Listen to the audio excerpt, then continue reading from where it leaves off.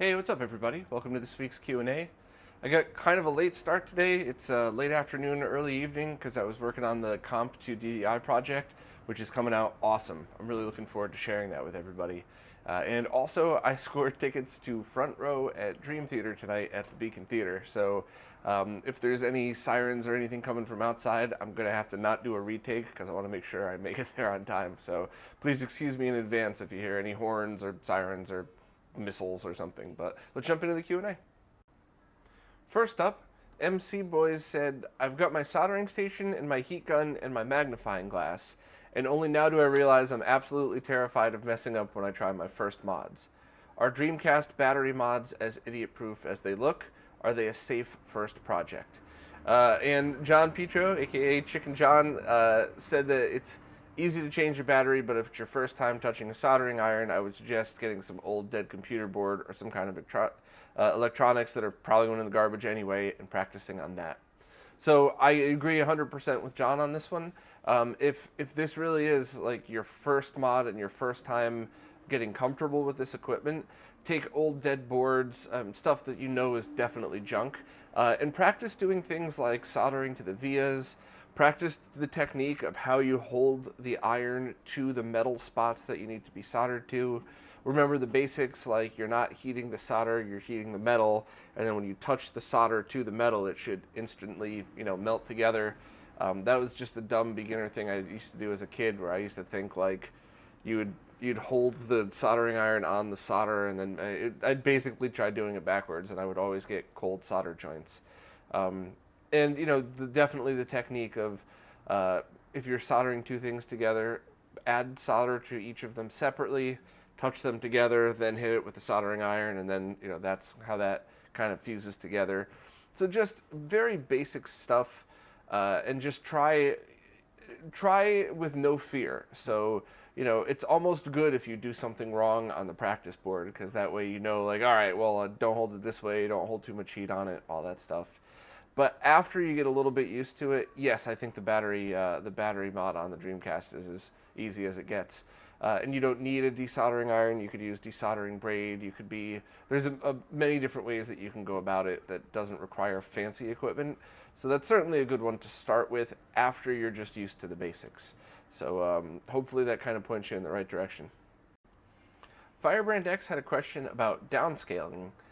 He said, last week I addressed 480p HDMI to 240p RGB downscaling, and he asked, was an analog supposed to be working on such a cable for hooking up Super NT and Mega SG into CRTs? Since 480p is a mode available on those devices, I would assume that's how the cable would work. Great thought, but no, that's actually not at all how Kevin's doing it. Kevin is, this is pretty much common knowledge, so while he didn't tell this to me word for word, this is definitely what he's doing. He's using the IDs of both the external device that he's building, as well as the Mega SG and Super NT, so that when you plug this device into the HDMI port, it automatically would recognize that there's this device plugged into it, and it outputs direct 240p. So essentially what the Mega SG and Super NT would be doing is outputting 240p HDMI to this device, and then this device would output analog signals, RGB component and all that stuff. So he did talk a little bit about that in one of the interviews. That's not like insider knowledge or anything like that. And that's something that I've talked to a bunch of different developers about for potential things like HDMI to RGB cables for devices that are digital only. I've begged Brian from the creator of the AVS, Retro USB, to do something like that for the AVS unit so that you could have a sub $200, beautiful RGB Nintendo console. He declined, and then I went back and begged again that he at least make 480p output an option for people that want to just use an HDMI to VGA adapter, and also I got shut down. So it's going to take something like Kevtris and Analog or another one of these developers to make one of these devices so that I could show it to people, so for the other developers to understand. Sometimes you get really smart people saying things like, that's dumb, why would anybody want that, until it's shown and presented in a way where everybody can understand, and then everybody wants it. So cross your fingers for that. But no, it's not a downscaler. I mean, I don't work for analog. I'm 99.9% sure it's not a downscaler, and would be shocked if it was. So I would pretty much count on it just being a direct, original one-to-one recreation, but with analog on the outside instead of HDMI. Pete from Monkey, I'm just going to say it different every time, has reported back his PSU arrived from Retro Game Supply, and just like the one I ordered, no mention of UL. So the fact that, once again, for anybody just joining, the fact that a power supply is UL rated, at the end of the day, that doesn't mean anything per se, but when something is UL rated, if the manufacturer changed something without getting it re-rated, that's a huge deal. That's something that you would never see a knockoff with a UL sticker, because that's just asking for your entire manufacturing facility to get audited. So the reason that you would want to buy PSUs with UL stickers is simply just because you know that there's a very little chance of, if you buy 100, one might be slightly off and might not even be a problem. Whereas without the sticker, I mean, there's no guarantee you're getting the same exact thing each time. And in fact, I recently just bought something that has a power supply that looks very much like those, and I threw it right in the garbage. I didn't even use it. It's not, to replace it for $12 or something, it wasn't worth my time to set up a test environment and see if it was working. I just tossed it and bought another one. It's probably fine, probably totally fine, but that's an important $12 in my opinion, because I don't want to, it was for a rare thing, so I didn't want to blow it out. The good news is I've been testing the Triad power supplies that Firebrand X had been recommending, and I did the same thing you did, Pete. I did my usual tests where I go through equipment that I know I know it like the back of my hand. My personal one-chip SNES with the Link's face in A Link to the Past. I could tell what's normal interference just from the analog video signal. I could tell what's introduced. And I've never found anything, it's a good way to test, because that's certainly a good way to wean out something that's bad. If you get diagonal ripples when you plug it in, it's a piece of crap power supply. So far my my basic testing on those Triads are solid, and the power supply technology has grown so much in the past 30 years that I'm actually starting to feel more comfortable using brand new power supplies than original OEMs, just because there's so much more advancements in efficiency in them. I guess I'm going to try to do some kind of further testing on that just to make sure. But those are kind of my go-to these days, are the Triads, because you can get them international as well. I ran into that. In fact, somebody here on this Q&A asked a few weeks ago, and then right afterwards another friend of mine asked, so I talked to Firebrand X and forgot that he had the international versions already listed on his page on his website. So those are the ones that I personally will be sticking with, as well as the Power Plus. I've still heard some stories about people having bad luck with them. I think I had one go bad, but it could have been something else. But once again, at $12, I tossed it and bought another. So I would hate to ruin a perfect console because of that. So I'm going to keep using the new ones. I'll report back if I ever hear of anything better or worse, or if I learn something new. But all the ones that I've talked about, the Triads, the Power Plus, are UL rated. You can get them from Amazon, DigiKey, and a bunch of other places, and I'm certainly comfortable using those on at least all the different consoles that I've been regularly using, the 16-bit era stuff. So thanks for reporting back. You didn't ask for a full report of my findings, but you got one anyway, so thanks, Pete. Kairu43 said they recently popped open their Eon GCHD Model 1 to replace the plastic connector with an Insurrection Industries metal connector. That's hilarious and awesome, by the way. Probably a good call. That upgrade worked great, but now that I've got it open, I'm wondering if it's possible to upgrade the firmware. I've got a DLC 9LP Zelnix programmer on the way to update the Carby, so I was wondering if I have any hope of updating the Eon. So I don't know, and that's a good question, and that's something you might want to contact them about. I think if there's a way to do it, they might have something on their website. I had every intention of learning how to program the Carby, learning how to use the programmer, and then I happened to be visiting Steve in Chicago, and I mentioned that I was going to try to do that, and he's like, "Oh, just give it to me," and 10 seconds later, it was in his test rig and updated. So I actually never learned how to do it on the Carby. Steam made it look easy, but Steam makes most of this stuff look easy. So, but I guess I would just contact them directly, because you certainly wouldn't want to ruin a perfectly good Eon device just because of the wrong firmware or the wrong pins in the programmer or something like that. But I thought, if I remember correctly, you would have to solder, and you'd have to basically make your own connector, solder that to the board, and it would be a little tricky. So it's probably worth asking them, but I would only go through the trouble if it was really worth it to you. Louis Zazarin was asking about TVs with panels that have a native resolution of 1360 by 768. And, that was kind of a weird thing. And it's maybe about 10 years ago, maybe a little more, it was common to find panels with that resolution. And I was always dumbfounded as to why. It just never made any sense to me, other than PC panels. So, with a PC, whatever, you just set it to that resolution and go. But specifically TVs with that resolution never made any sense to me. And maybe it's just simply that panel manufacturers were used to making them in that resolution and just scaled it up to bigger sizes and started selling them as TVs. I never got that one. It kind of drove me nuts. But on LCDs with that resolution, everything always kind of looked off to me too, because then it would rely on the scaler built in to scale 480p, 720p, and 1080p to that odd resolution. So I never really liked the way it looked. There were some off-resolution plasma panels. I think some were like 1280 by 1280 or something like that, that for whatever crazy reason, those looked great with retro games, even if you just fed it straight 240p. But that's only in the plasmas, that wasn't in the LCDs. So, if you're at the point now where you're not getting your consoles to look right on a panel like that, I would suggest just picking up a new one.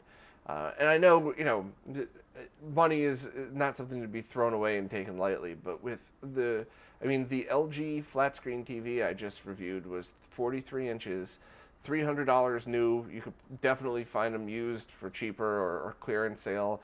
And I think it was 11 milliseconds of lag in the middle, which, that averages out to only 3 or 4 milliseconds over a CRT. That's sub 1 frame of lag. That's really great. That's, excellent performance. It was 4K. All the games looked okay on it.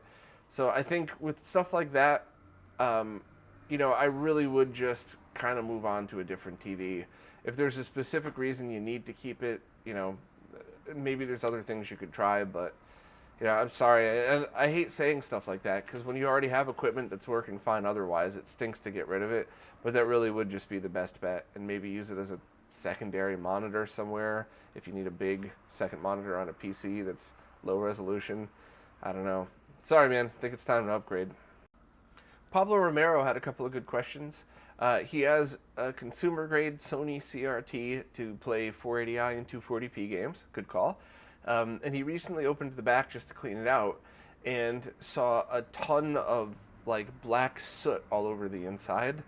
And I've seen that before on lots of electronic components, and I never quite knew what it was. It could be anything from dust just crusting over to maybe there was a spray they used on the inside that slowly flaked off over time.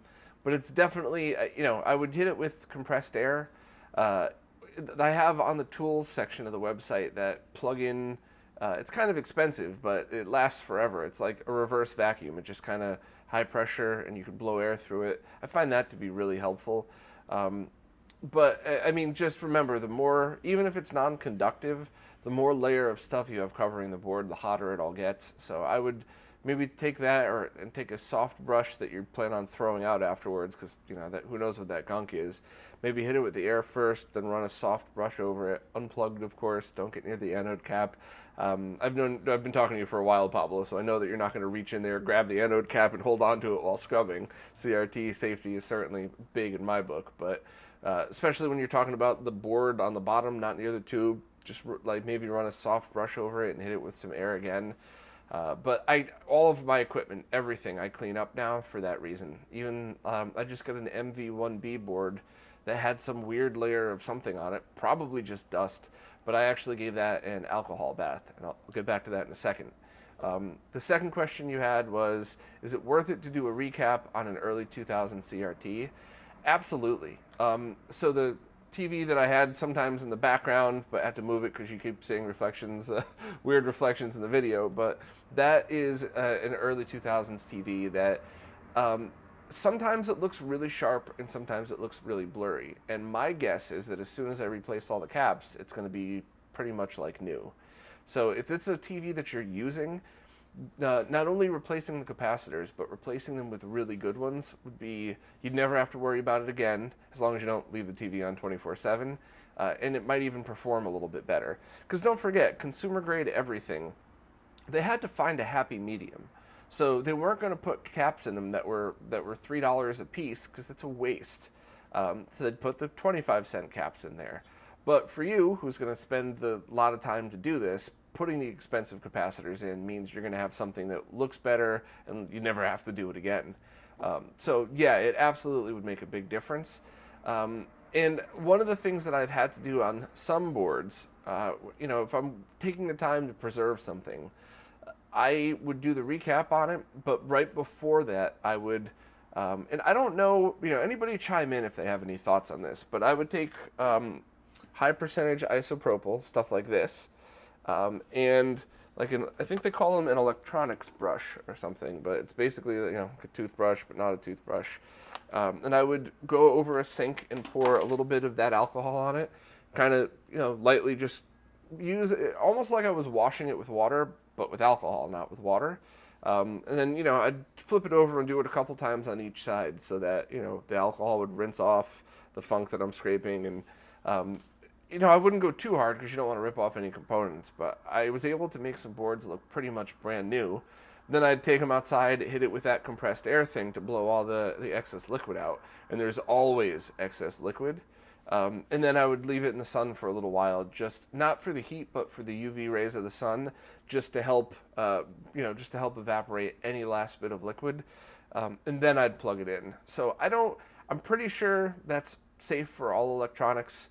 I'm pretty sure the important parts of that were using isopropyl and not water or anything else, and then blowing it out and leaving it in the sun to dry. So if this is a really great TV that you love and you're going to spend the time to do a recap on it, I would do both of those. I would buy expensive caps that are going to last forever, and I would do an alcohol bath if it was really that funky. I've seen people do things like use computer cleaner and just spray the inside of a CRT and then leave it out in the sun to dry. That's a little iffy for me. That should be safe, but I would want a little more precaution than that. So, but all of those things are exactly what I'm going to be doing to that TV, and I'll hopefully have a video on it as soon as I just need time to make the cap kit and then do it, shoot it, edit it, all that stuff. But I have a feeling that I'm going to essentially get myself a brand new TV by doing that, and with the quality caps that I'm going to put in, it'll be a brand new TV for a long time. So good luck on the projects. It sounds pretty good. And of course, CRT safety. Know what you're doing if you're going to open the back up. Don't touch the anode cap. Know how to just discharge it. Just remember, with CRTs, there's a chance that's not zero that you could die. So always want to make sure to put that in there. Aaron Marks had some questions about the Toro and the Garo on his Sony BVM D20. I still haven't used the Garo. The first time I opened it was in last week's Q&A, and it's still sitting in the exact same spot. But I think I know the answers to at least one of the two questions. So first, you said when using 480i, the Toro appears to work fine with the Dreamcast, but the Garo has an issue with 480i where it appears to show only half the resolution, and those lines jump up and down with every frame. That's really weird. I would just try toggling, toggling the switches on this to see if that affects anything. I haven't seen that before on really any device, so I'm not sure what that could be. But your 480p issue is something I'm well aware of. So the Toro and Garo both have the same issue on your D-series BVM or A-series BVMs, or the 14 inches that are kind of around that same era, where the image curves up into the side. And that's an issue with the way those syncs are being combined.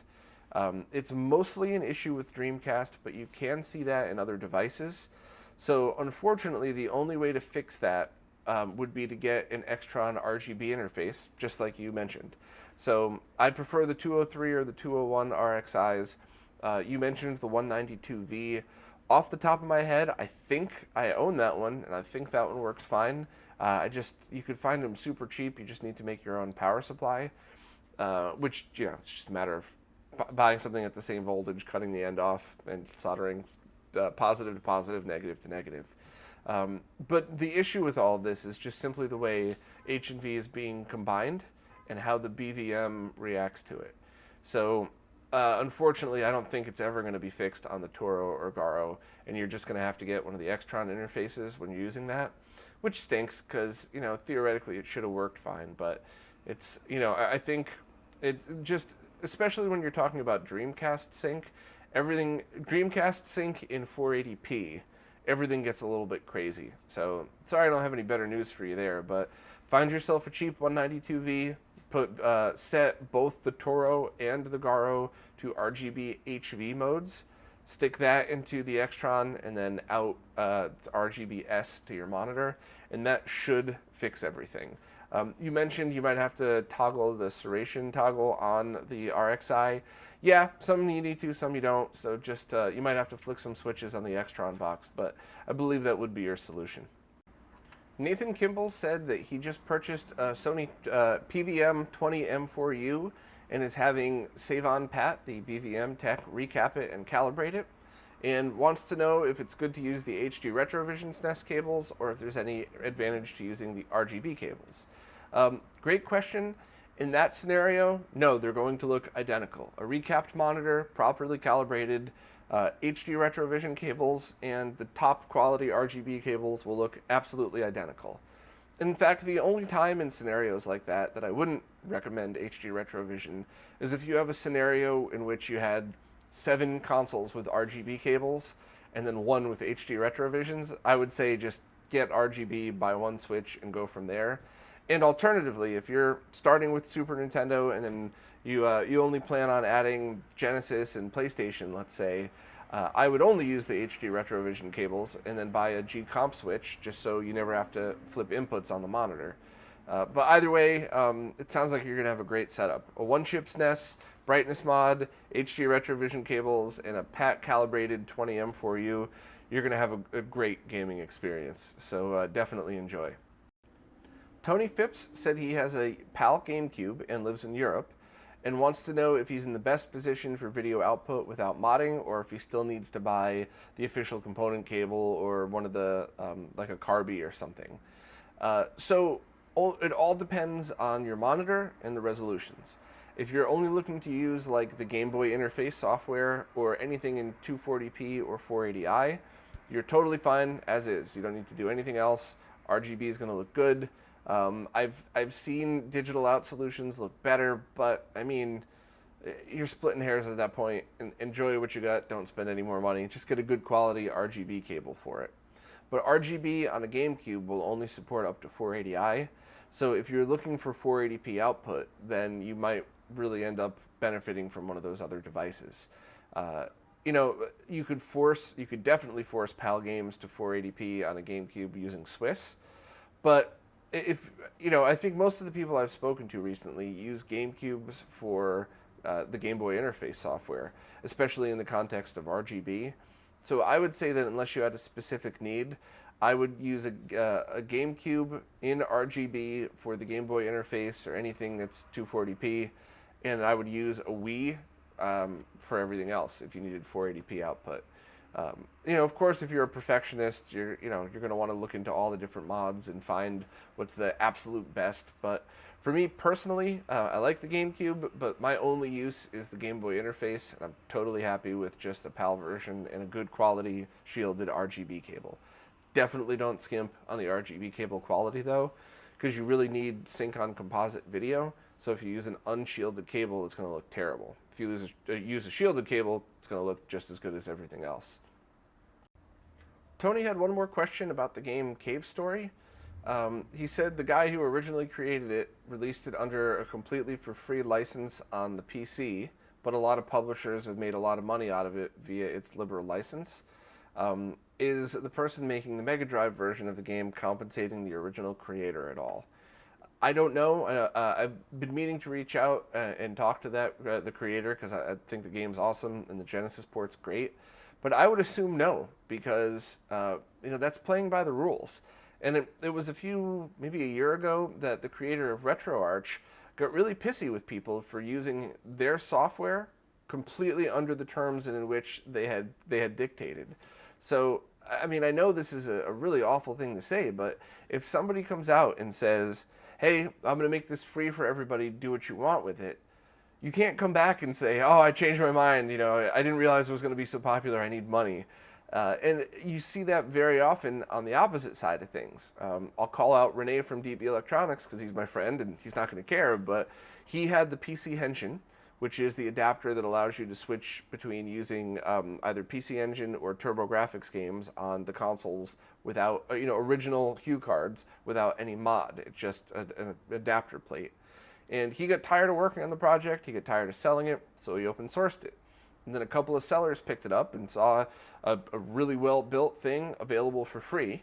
They sold it on their websites for cheap and followed the license and used Renee's terms, and he loved it. He was excited, like, great, all that work I put into it, people are using it, and I don't have to support it, I don't have to deal with it, I don't have to, answer 100 emails when I'm trying to play with my kids. So, I think as long as everybody's playing by the rules, it's cool. And your thought of doing some kind of GoFundMe or something for the original developer is really awesome. But, I mean, to be honest, maybe the original developer is sitting back right now going, this is awesome, I see my game on all these different platforms, and I didn't have to lift a finger. No late nights, no pulling my hair out on a new SDK, just get to enjoy your content. So, that's all of that's obviously just my opinion on the whole thing, but for example, I open sourced all of the 2 DVI products, and I would like if people followed my suggestions on when to sell them. Hey, we have the new comp to DVI is coming out in a few weeks. Don't make the current one, but it's open source. You could do whatever you want with it. You could, you could call it the Bob's an Asshole adapter, and as long as you link back to the original page and credit all the developers that have been working on it, charge whatever you want for it. It's perfectly along with the license. So, good thought, and that was just kind of my rants on all that stuff. Frank Aguayo said on eBay there's OSSCs from China, Malaysia, UK, and US. He wants to order one, but the Video Game Perfection website says people outside the EU get double taxed.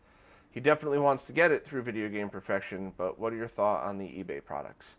So I've heard people who have bought the one that's now on AliExpress. I've heard people buy the ones on eBay and take it apart. They all said the same things. And experts, not just people that plugged it in and say it works. They all said it worked, but it was definitely less quality than the ones that Matt sells. So that might not mean anything. Maybe the fact that they didn't do as good of a job assembling it, and it came with a cheaper remote or something like that. Maybe that's not going to matter. Maybe it'll still last long enough to be fine. It's a lot of money to spend on something to get it and have issues with it. And the other question that I always ask myself are, what are the potential issues? So if the potential issue is that it just dies soon, but nothing else, then, fine, go for it. But what if the potential issue is that a power line was bridged and you plug a console in and you kill a rare console? Or, you plug its HDMI output connector is built wrong and you plug voltage and send voltage to your TV. So I don't know the answer to those questions, but those are the things that make me personally nervous about buying that stuff. I think one thing to look for is just buying used OSSCs on eBay. There's lots of people especially people that run fighting tournaments and stuff like that have picked up a ton of them and maybe don't need as many. Or there's also people that bought the original version with a DVI output and wanted the HDMI version, so they're selling their older one. And they're still awesome. So you could still pick one of those up and just get a separate audio box or something and totally be fine with that. So if you're looking to save some money, maybe just buy it used from a fellow gamer that's taking good care of it and not worry about these. And if you're going to buy something from one of the I don't want to say knockoff places, but from one of the other places that may or may not be as good quality, just be very careful on your first use. Plug in a console that doesn't matter to you just in case. Plug it into, a beat up TV or maybe an HDMI switch and then a TV just to see, and kind of shake it around, make sure there's no loose parts or something, and just do the very basics to be cautious. You should be fine. So those are just my concerns when I buy stuff like that. But yeah, I do wish that Matt would work on getting distribution done a little bit better. But I mean, it is what it is. It's his store, so he's got to do what he's got to do, I guess. Both Frank and someone else had asked the name of the eBay seller where Nathan got the Sony PVM from, and I just wanted to tell some horror stories I've heard, just so maybe people could kind of hear the stories and as a warning to what to look for. But there were a few people on eBay who were advertising monitors as recapped by Pat. And the stories that I heard was they brought a bunch of monitors to Pat and said, hey, would you give me a little discount or something and do all 4? And Pat did a good job and said, all right, these 3 are done. This one is broken though. You definitely, definitely don't sell it. It'll probably be dead soon. Just wanted to let you know in advance. And that person would still take and sell all 4 and sell them as recapped by Pat. So there was that story I've heard a few times. Pat picks up on it fairly quick because usually what happens is the person gets it. The seller tries to feed him a line, so then the person contacts Pat, who said, no, that's, I told them that monitor was bad. Another few times I've seen things like that where there was a little bit of burn-in. One was a purple dot thingy where the person brought it to Pat, had Pat recap it. Pat said, hey, there's a dot there, and oh yeah, no problem, I don't care, and sold it anyway. And in the pictures, they said, oh, ignore the reflections, that's just a reflection, that's not anything on the screen. And then the buyer got it, and they got themselves a monitor that, they spent a lot of money on that is worthless. So it kind of stinks because almost everybody I've run into in the retro gaming scene's awesome. And almost every story I've heard about Pat ends in people ranting about how awesome everything is. But there's always people out there looking to take advantage of people in a market that might not always know better, or there's no other choices. In fact, the company Pound bases their entire business on ripping off people for the hole in the retro gaming market. I'll get to that in an upcoming video soon. Don't worry about that. But I just, I wanted to tell that story just so people could hear that and just, maybe when they're going to purchase a monitor from eBay, listen to those stories and keep that in the back of your mind and think, is there any way I could avoid that now? The best way possible by far is to always look at them in person first. One common thing I've seen lots of times is friends of mine went to go look at a monitor, especially something like a PVM, stick all the dials in the middle. It's bright, there's no burn-in, but like it's a little bit blurry. And as the characters run across the screen, there's some wobble in the horizontal scrolling. Beautiful. Buy that. 99% chance it just needs a calibration or a cap replacement first, then a calibration, and you're done. Because those are all good signs. Now, I've had people do that, and you get it home, and a month later, something else blows out on it, and you got to repair it. But I mean, that's the gamble you get from buying anything used. It's just following the basics of trying to see it in person first, which is impossible for many people, I know that. Trying to make sure you don't see things that are unfixable, like burn-in or those burned purple splotches on some tubes. Sometimes you can't even get rid of those with degaussing wands or anything. So just try your best to see it in person first, if possible. And, I don't really know how you might protect yourself in one of the bait and switch, whatever you would call it, on eBay, where they sold one that Pat said not to. But I guess maybe I'm getting trust issues in my old age or something, but just because I see Save on Pat on an eBay listing doesn't mean I have any trust necessarily in that sale.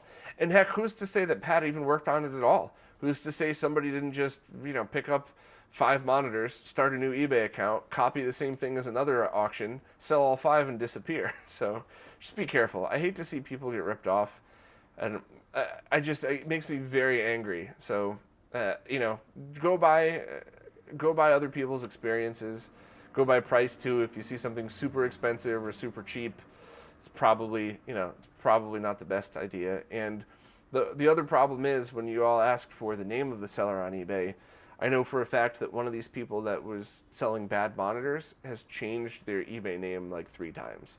So it's kind of a rough one. But I just thought I'd try my best to paint the picture of what to look for when things go wrong. Hopefully it wasn't just a waste of a rant, and hopefully it might actually help some people. But anyway, if you have any other questions on any of that stuff, please let me know. All right, well, that's it for this week's Q&A. I'm going to try to get this out before I leave for the show. I might have to wait till I get home, so if you're seeing this at 2 o'clock in the morning, sorry. I try to always get these out on time on Fridays, but for anybody that's new to this or is just starting to participate, any question at all that you have, just post in the newest video of wherever you found this. So these are videos for supporters only. I disable the comments on YouTube. Sometimes I forget, but mostly disable them on YouTube. And I do release these to the public in about a month, but this really is focused on supporters only. So any questions at all, post on any of the support pages and wherever's the newest, because the way things are, I can't really go back to the older ones and read through them. It's just impossible to sift through. And if I missed your question, it's almost certainly an accident, so please re-ask it once again on the newest video in whatever the support pages are. But as always, thank you all so much for your support, because I wouldn't be able to do any of this stuff without you. There's so many cool things coming out this year that I'm a little bit of a part of, and I can't wait to share them with everybody. And just know that everybody that supports plays a little part in making those things happen. So thank you very much, and I'll see you next time.